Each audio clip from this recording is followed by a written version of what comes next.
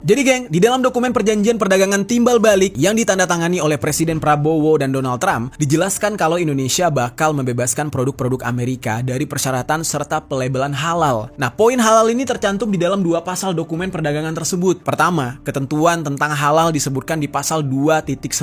Spesifiknya yaitu halal untuk benda-benda manufaktur. Pasal 2.9 mengatur terkait 4 hal yang mencakup pembebasan produk Amerika dari persyaratan sertifikasi serta pelabelan halal. Peniadaan label halal bagi wadah atau bahan lain yang digunakan dalam mengangkut produk manufaktur, serta tidak diberlakukannya label halal terhadap produk non-halal. Kemudian, negara kita diminta juga untuk mengizinkan setiap lembaga sertifikasi halal Amerika yang diakui oleh otoritas halal Indonesia untuk mensertifikasi produk apapun yang akan diimpor tanpa persyaratan. Dan selain itu, Indonesia didorong untuk menyederhanakan proses bagi lembaga sertifikasi halal Amerika dalam pengakuan dari otoritas halal Indonesia. Yang artinya, ini udah nggak ketat lagi. Misalkan, ayam disembelihnya tanpa doa, tanpa bismillah, anggap aja itu halal, anggap aja itu boleh dimakan oleh umat muslim. Nah, jadi dipersimpel dan disepelekan banget, geng. Yang mana seperti yang kita tahu ya, nggak semua hewan walaupun itu boleh dimakan atau masuk ke dalam kategori halal, tapi apabila perlakuan saat penyembelihannya tidak sesuai dengan syariat Islam, maka itu dianggap nggak halal. Terus yang kedua, ketentuan tentang halal juga disebutkan pada pasal 2.22, yaitu halal untuk produk makanan dan pertanian. Nah, di pasal ini dijelaskan kalau Indonesia bakal menerima praktik penyembelihan hewan di Amerika yang sesuai dengan hukum Islam atau standar negara anggota Standards and Metrology Institute for the Islamic Countries atau disingkat dengan SMIIC. SMIIC ini itu adalah lembaga yang mengembangkan mekanisme kepada negara-negara organisasi kerjasama Islam atau OKI dalam rangka menetapkan standar baru sekaligus menghilangkan hambatan teknis perdagangan. Lembaga ini di sisi lain juga bertujuan untuk menetapkan skema penilaian kesesuaian agar tercipta percepatan pertukaran bahan, barang manufaktur, sampai produk di antara negara-negara yang tergabung ke dalam OKI ini. Nah, salah satu bentuknya yaitu pengakuan bersama atas sertifikasi halal ini, geng. Yang kemudian di pasal 2.22 ini juga dijelaskan terkait pemerintah Amerika yang meminta Indonesia mengecualikan produk-produk non-hewan serta pakan ternak baik hasil rekayasa genetik atau bukan dari persyaratan sertifikasi dan pelabelan halal. Jadi ibaratnya nih ya, mereka